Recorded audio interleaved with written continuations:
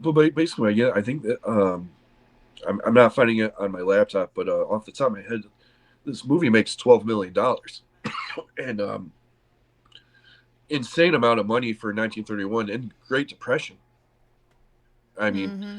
this movie was huge, and it saved the Universal and quite honestly the whole movie business. You know, at the time. Yeah. So and again, this was something that an audience just wasn't used to. Again, London After Midnight, the excuse me, the famous Lon Chaney lost film. You've seen pictures of him in London After Midnight. He's got the top hat, the eyes drawn down, the fanged teeth. Um, it was a gag. Mm-hmm. He was pretending to be a vampire, but by the end of the movie, you find out he's not a real vampire. Well, Dracula was a real vampire.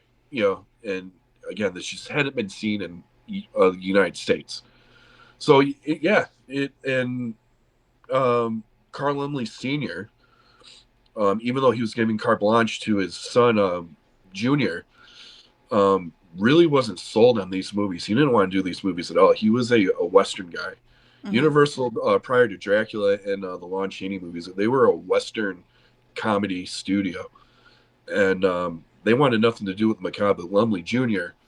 saw the dollar signs, and even with the success of Dracula, the follow-up Frankenstein, which would be even bigger later that year, um, it was a real fight to get the budgeting to do that. Mm-hmm. So yeah, again, it's hard for us to really imagine what it was like to be in a theater in 1931 and see Lugosi walk on screen for the first time and go after virginal women and stalk them around, and you just weren't exposed to stuff like that. And Yeah, and I get that too. I mean, like, I even remember reading about Clara Bow. I don't know if you are familiar with her. She was a silent film actress. yep, okay, Um, and so, with everything being like the whole, we haven't seen this before, when she first started doing talkies, she would constantly like look up to the microphone because she wasn't used to having to do that, like hmm, talking to the microphone. So she would constantly look up, and it was just because it was new and it was different, and yeah, it was technology that we weren't familiar with at the time, and something different from movies. And I mean, that was years before this. Um, but every little thing that we've done in movies has like led up to it. If we didn't have the talkies, then we wouldn't have had Dracula. oh wow. um, and even if we didn't have Dracula, we wouldn't have Vincent Price. I, I Well, mean, I mean, Vincent Price, I mean, I think he would have been a force onto his own, but yeah, um, with Dracula, you are seeing it is the start of the American horror film mm-hmm. and the horror genre itself. I mean, yeah, there have been creepy ghost story movies, like I said before, stuff that were explained away. You had the Chaney movies that were creepy and had the macabre feel to it, but Dracula really starts the genre, Mm-hmm. and then it's cemented with Frankenstein in November. Um, If but only we could just like recapture that when they keep trying to reboot all of the universes. Like, um, we need that first time feel again. so I just want to go back to Clara Bow, Mm-hmm. um, that you mentioned, because I knew that name sounded familiar, and Mr. Lugosi Dracula himself, he divorces his first wife from having an affair with Clara Bow, Oh and shit! yes, and he was obsessed with her, and it was the most volatile relationship you could imagine, I mean, she was and an it girl, so you know. yeah, and he was smitten with her, and um, but the relationship I'm reading, it was so toxic, and I do remember hearing about this in Lugosi documentaries that I've read and seen. They divorced, and she like died like 17 months later of alcoholism. She was heartbroken over losing Lugosi. Holy shit, ladies! No man, no man It's worth dying over a broken heart with. Trust me, there is better D out there. You can go out and find it. You know, if you want to switch sides, call me. But ladies, do not die of a broken heart from a man. What? Well, now that it's kind of jogged my memory, it, it seems like Lugosi was the brunt of the abuse more than she had a huge alcohol problem. Ah, Yeah, okay. but I mean, hey, still cool timing. Cool timing. But funny though that my random information that I have, of course, small Mesh, world. yeah. Well, moving on to My Bloody Valentine, which we talked on a little bit. Tell me about your love for that one. Like, how did I mean? It's a cult classic. Like I said, I've only seen the remake version of it, which, by the way, real 3D, man. Give me that old school. Put your glasses on right now because things are about to pop. Like original Oh, Think and Ghost absolutely. kind of thing Yeah. over the real 3D of, oh wow, the 3D effect is I'm looking through a chain link fence. Ooh, that is Yeah. some great 3D action right there. No, no, I want things flying at me. Absolutely. Absolutely. Couldn't agree with you more. Um, yeah, you know what? I discovered this movie right around the time I don't know if you recall me saying on Scared for Reals with Chris. All right, so um, just to give whoever's listening a quick where I came into this crazy world of horror and my geekdom and fandom and unhealthy geekdom, I should say. um, so I had great parents, wonderful parents, and I had older cousins, and my older cousins were watching all the slasher gasher movies Mm-hmm. of the 90s and stuff like that, and I looked up to them and I wanted to watch too. Well, my parents, they're not going to let a 6-year-old watch you know Scream. Yeah. and, I and mean, I would hope not, but you never yeah, know. but because they didn't want me to feel left out, that's they would take me to the the legendary Blockbuster Video, are something that we'll never experience again, unfortunately. I The miss old magical school. movie rental store, and Yep. they would rent me Frankenstein, Dracula. So I fell in love with the classic monsters early on. And then when I was 13 on the USA channel, they had a double feature of um, Halloween and Halloween 2. And I watched it, and it just opened the floodgates. And around that time, I did watch My Bloody Valentine. Mm-hmm. And I really don't know why I like it as much as I do. Um, it is a bona fide cult classic, and there are so many technically better movies than this one out there. But I think what like really draws it to me, the original one from 1981, is the cast is so unknown.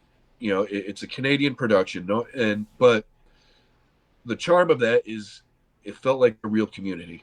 Like Mm-hmm. see these people being your friends or living in real life in this area and so it kind of had stakes when Harry Warden shows up and starts doing his thing and Mm-hmm. it's just and but at the same time doesn't take itself too seriously, so it's a lot of fun.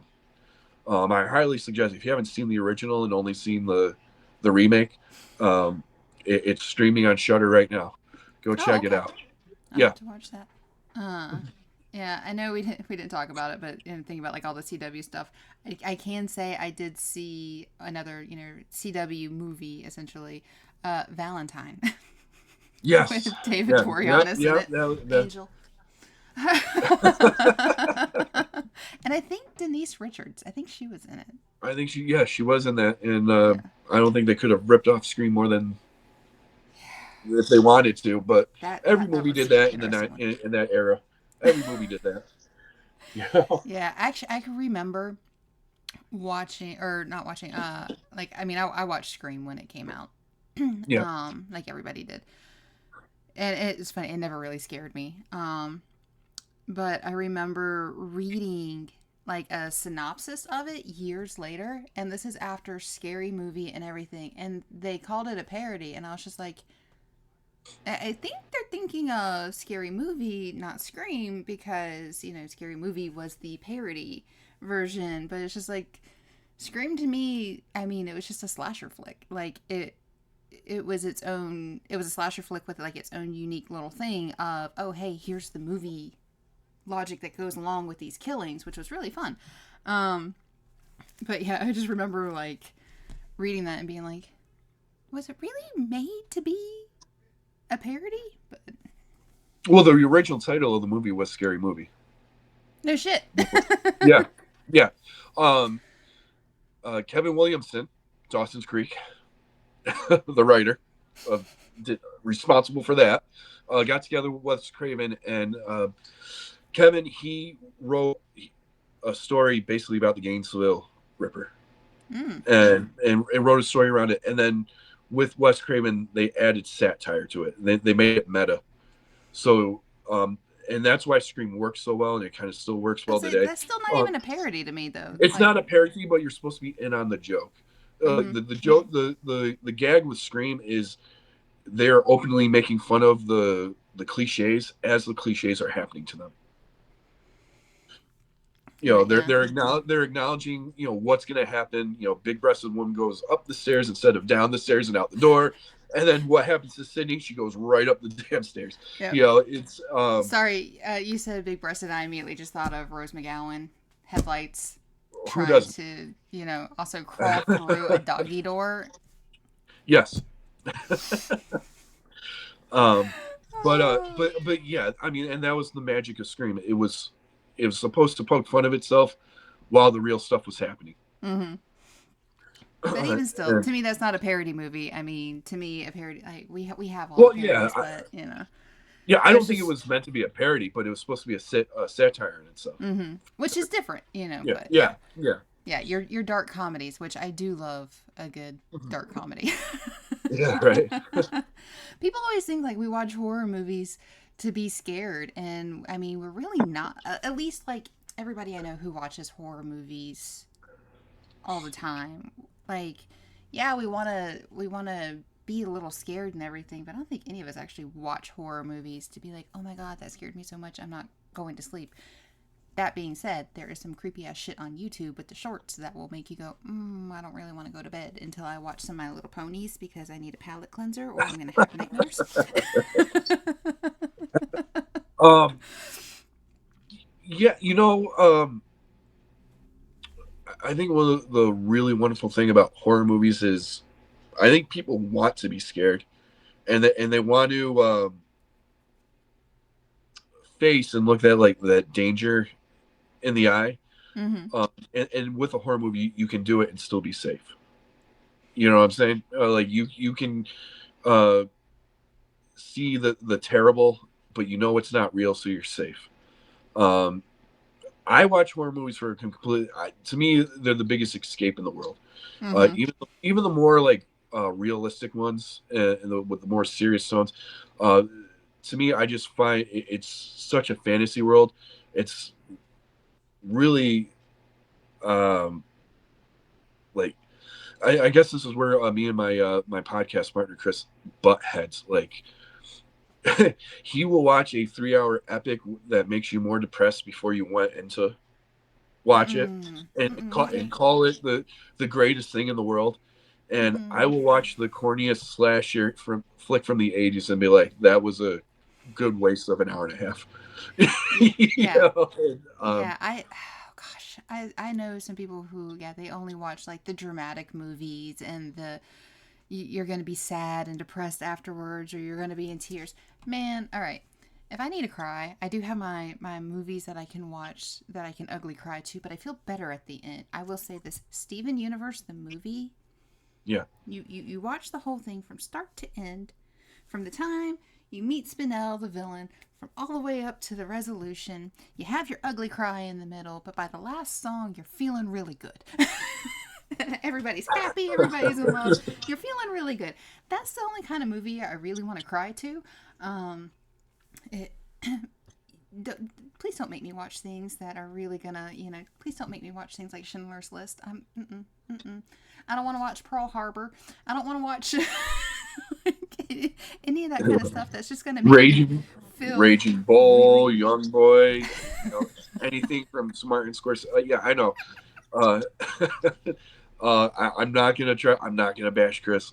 He is a really nice guy, but our tastes in movies just differ, and Chris, you're a great person. I love he watching your is. guys' show. You've got boomer movie energy. You I mean, you're not that much older than me. I'm 40.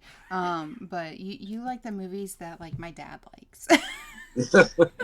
Yeah, and that's just me. I was born with an old soul. I don't know. I just and that's just me. All the way to my musical taste and all that. But yeah, no, it's just yeah. I'll just quick story. Like watching Old Boy, it was like our first or second episode of Scared for Reals. I never seen it. He wanted me to watch it. Now this is a 3 hour Korean movie. It's all subtitles. All right. That is uh, one way to keep me engaged for 3 hours. Put subtitles on there. Make me read, and I will stick through the whole thing. all right, but here's the thing: like for the first 2.5 hours, all right, you're basically just watching. This guy gets kidnapped and tortured, all right, and he's like hidden from the world. Like he's lost his family, he's lost his job, he's lost everything, and then he gets let out, and then they're like still messing with him, and then like, all right, I'm just graphic warning here. Like by the end of the movie, you found out that it was a setup for revenge from when he was a child. He set this guy up to have an incestual relationship with his daughter. Oh God. Tongues get cut out, and Yep. the Nope. I and the remember you movie telling just me and then, about then this the one. movie just ends, and Chris just looks at me. He's like, "What did you think?" I was like, "I have no idea what I just watched, man." I mean, He's like, I I think I mean, need a drink. like, I'm like, all right, so technically, yeah, the movie was shot great. I mean, the color palette was wonderful. I said, but like, this is going to take me 3 weeks to kind of process what you just made me sit here and look at. Uh, so, yeah, and those are the movies Chris likes. And but hey, God bless. I don't. I will go watch the corny slasher movie that comes out this weekend, and he I'll can have say his Martin Scorsese and yeah, I will say one of the things that Chris and I will forever differ on, because I've heard you talk before and listen to your podcast a lot about what makes a horror movie. There's two yes, things that makes a horror movie. One and two. Boobs. yes. That is what makes a horror movie. I couldn't agree I with guess you anymore. technically, in that case, Scream wouldn't really be a horror movie because I don't think we got flashed in that one. But, Well, we but yeah. got enough with um, Rose McGowan there. She left very little to the imagination. But I always Chris thinks that it can be a horror movie if it scares you. Just like if something is you're watching something and it's just simply terrifying, that makes it a horror movie. All It's like right. no, there's So, like a fairy tale aspect to a horror movie. There's like a formula to a horror movie. Listen, you know the Titanic sinking is terrifying to think about, but that's not a horror movie. yeah, no. you Well, so although it scared him and I got boobs. yeah, well, I mean, listen, you were probably like me in 1997 when that thing came out and it was a dual cassette and you only watched the second cassette. Actually, I only watched Because the first one. really, Yeah, well, because the because I second mean, cassette had no, the second I'm a cassette girl. had the sinking and the boobs. Yeah, but I'm a girl, so I Yeah, liked like all the costumes and things like that, yeah. and yeah, I didn't really care that much about the ending. I knew what happened. I'm just saying the second video had the boobs and the sinking. I'm like, all right, let's get right to the point here. Yeah, I even remember watching that in the theater, and I'm pretty certain they did an intermission in the theater. I can't remember for certain, I do They know I used to do it all saw. the time. I know I saw one movie that had an intermission, but no, that was Gone with the Wind. That I Yeah. went and saw because I think it was the first one I saw with an intermission. I was like, "What is this magic?" Marvel, if you want more people to see your movies now that the franchise is fucking forever long, you need to start doing intermission and maybe like a small little recap, so that way those of us who don't want to watch 50 billion movies and TV shows know what's going on for your next fucking movie. But recaps and Yeah. intermissions, Marvel, they go a long way. Yeah. Oh, Um, man. yeah, no, there's nothing wrong with an intermission or two. You know? Exactly. Especially for the really long ones that it's just like, all right, I need to stand up. I need to get some blood flowing because I'm trying really hard not to fall asleep because this movie is really long. Like, no matter how good your movie is, make somebody sit there for 2.5 hours. And when they stand up, just be like, all right, so how do you feel? They probably want to take a nap. It does not matter how good your movie was. They sat for Right. 2.5 hours. Yeah. That's what I felt like after the new Nosferatu. I was like, you know, I I couldn't stand up after like my like all the blood had gone from my legs. And I was just like, holy crap. Yeah. Yeah, that always drives me crazy whenever I'm like trying so hard to stay focused on a movie and it's so long. Like I said, subtitles help me out a lot. But also too, I'm Yeah. one of these people uh like I have a hard time like where your podcast is now on SoundCloud and Yeah. everything. I have a hard time staying focused on that because literally I had to put the captions up because my mind, you give me 20 seconds of me just having to listen. I listened to about the first 10 and then my mind went on a little adventure. Right. I have to have something visual to keep me focused. Like, I Yeah. think I was listening to your guys' podcast one day and I'm like sitting there like washing dishes. And I think you could probably tell when I started like, or stopped being able to watch them on YouTube because I quit sending you long winded thoughts. And but I'd be like doing dishes and I would have my tablet set up so I could like read the captions while I was like doing dishes and stuff like that. And now I'm like, all right, I'm gonna listen, I'm gonna listen, I'm gonna listen, and I'm like, wait, like 15 minutes have passed. What are they talking about? I gotta go back and rewind. I'm Yeah. so bad. Yeah. There's a lot of things I want to change about the format of the podcast. You know, Chris, and again, I'm not taking shots at Chris. Oh no, Chris, he spent 30 years in radio. yeah, he's a radio guy. He's a radio guy, and he's always worked solo. So, like, having me there is new to him. So, like, when he talks, he's used to just getting everything in and no feedback. So, and so you get a lot of long-winded stuff from Chris. Which is fine. And he's very thorough. He's very detailed. He's very opinionated. I But will say he is very thorough and detailed and yes, opinionated. But yeah, no, he knows his stuff. yeah, he does, and it's great. It makes my job easier because I just can play off that. But yeah, there's some changes I want to do to Scared for Reals, um, and some stuff I want to start doing on my own. To I mean, my original podcast, Scarefire. Mm-hmm. Um, I would Hilarious, by love the to. way. Anybody who hasn't seen the Scarefire podcast, you need to seek it out. It is fucking hilarious. Oh, thank you. I'd like to get back to doing more stuff like that, more loose. You know, Chris likes to do stuff very structured and very, by the bullet point, which is fine, which is great, which it works for him. I like, like what we're doing right now. I just like shooting from the hip. I like just going with the flow and, maybe having a few bullet points to play off of. Mm-hmm. Uh, and that was the charm of Scarifire. I don't know if you remember in the early 2000s on VH1 Classic, there was a TV show called That Metal Show. Mm-hmm. And that was like our concept because Eddie Trunk's concept for the show was just three dudes sitting around a bar, talking music, talking shit.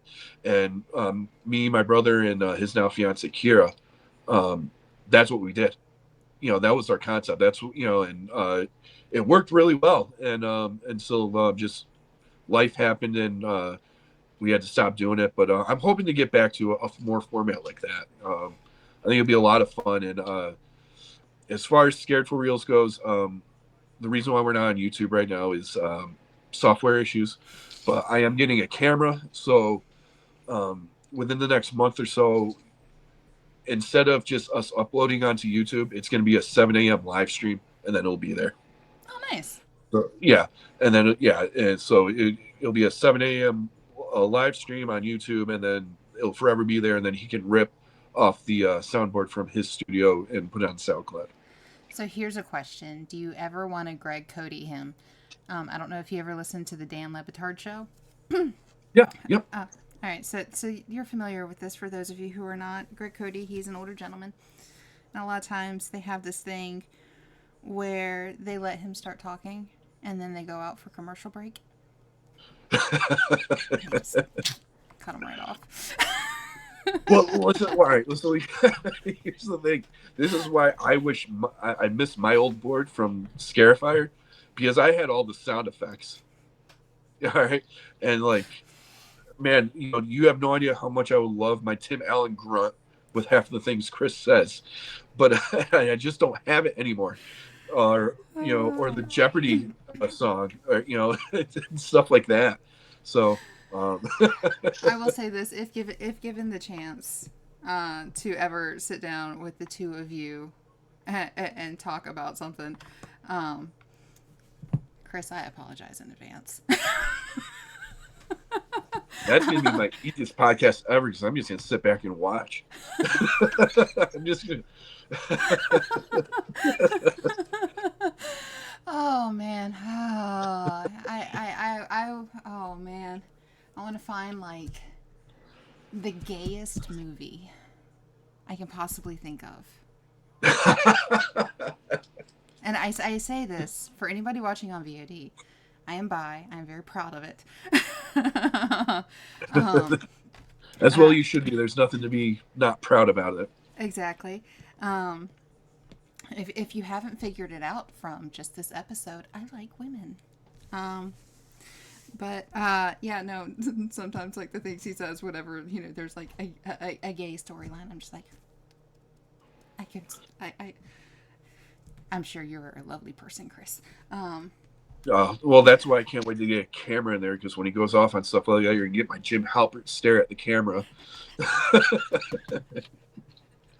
Like, here we go again. Funny. I feel like everybody, I feel like every millennial, even before The Office came out, we all had our Jim Halpert stare off into the camera. Like, we all had our, maybe it was because we all watched Clarissa or something, but we all had that camera that we just looked off into, really. Yeah. Nickelodeon helped shape the ability for The Office to not only come out, but for everybody to love it enough, like the original UK one, so that way it would come to the US and really be the one that takes off, at least around here. I don't know how it is in the UK. Sorry to all of my British friends, but the one here, every single time I see stuff like that, I'm like, yeah, I feel like we were all doing the stare off long before. We all had that imaginary camera from watching other TV shows and stuff like that. But yeah, we all do that. Really. Yeah, no, I'm either doing the long stare, or I'm that guy from Happy Gilmore. Every time Adam Sandler makes an ass of himself, just shaking his head. That's me. I don't know. I don't think you've watched Supernatural. I can't remember. Yeah, I've seen it. Yep. Okay, there's an episode. I want to say it's season 10. Where they make a comment. It's the one with the school musical, where they're doing Supernatural, the musical, where Dean, they're talking about Dean and Cass and everything, and he just looks square at the camera with such disapproval. It's so fucking meta, because it's literally a shot at the fans and all of their fanfic that was going around at the time, and he just was like, really, and it's just so perfect and great. One of the few times I remember that episode. Yeah. It's between that and then also too, I don't know if you've seen the memes from Game of Thrones, where Daenerys at one point, she just looks straight at the camera. Yeah. So, yeah. We all do it, even if there's not a camera. We all have that imaginary camera that we're just oh my god, this motherfucker. Whenever we hear something. Yeah, and again, I guess that, and that's a lot of the fun thing doing stuff with Chris, but it's the aggravating stuff with because I know people in the business. As you know, with Scarifier, uh, we made contacts with some pretty in depth people in the business, and when I'm sitting there trying to explain to them budgets and how a studio and my his comment, his rebuttal is, well, they could have just written it differently. It's like, well, you go write a script, dude. And then you tell your bosses that it's gonna be this way. Like, Yeah, I think what was it? I think it was actually House of the Dragon with the last season when the writer strike was going on. They weren't allowed to yeah, make changes to the script, and I think that actually happened with like a lot of things because of the writer strike. They had to whatever like essentially like the rough draft of the script. They had to keep that, and like you can tell it's not easy. I mean, I've been writing a book, and yeah. I don't usually include dialogue when I'm writing, like even my fiction.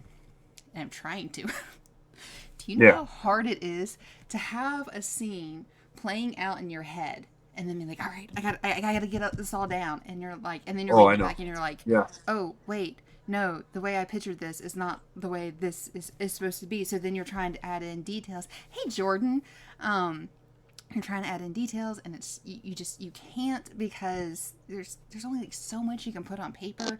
And I would like to think with writing a script, at least then you do have the benefit of the actors like emoting and doing things, but even then just to be able to like put it out there. I've read a few screenplays and I have to say they're a little bit harder for me to read than like a regular like something just written out. um, Right. but yeah, it's not easy writing. No, no, it's not easy writing, and um, again, especially with movies that we look at as failures and Mm-hmm. bad movies. You don't know what happened to the original script or screenplay before we got the final product. Um, House of a Thousand Corpses. yeah, well, That's my go-to one right there. to, well, I'll just use this from Adam Marcus himself. When I interviewed him, uh, if, for anyone listening who doesn't, Adam Marcus did Jason Goes to Hell, wrote, Mm. directed. Well, he also wrote Texas Chainsaw 3D, Ah. and he told me during my interview that the script and uh, screenplay he wrote, even though they bought it from him and said they were was not the movie that was put on screen. Hmm. Yeah, see, I don't So think I could do that. I don't think I could sell something I wrote and then have somebody else go in and edit it. I'd be like, no. yeah, yeah. So I mean, it's he got a nice paycheck from it, but that's not the movie he wrote. And unfortunately, that happens a lot in Hollywood. And Chris will just say, "Well, they should have done it this way." Okay, okay, Chris, they should have done it that way. I agree with you. Yeah. Well, Adam, it is a little bit after 10. I got to get ready and go so that way I can start my day. But I'm so All glad you're right. able to come out today and hang out with me for an hour. And happy birthday again. Oh, thank you very much, and happy Valentine's Day. I hope you Happy do something Valentine's fun Day. later. Yep. And And no, no, we've been trying to do this for a while now, and I'm really happy we got to do it. indeed, So, indeed, yeah.